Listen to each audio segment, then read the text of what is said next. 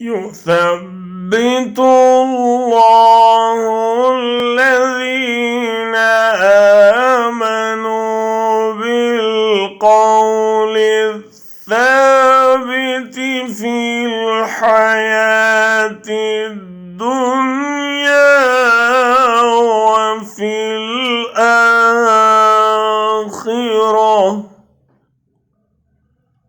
ويضل الله الظالمين ويفعل الله ما يشاء।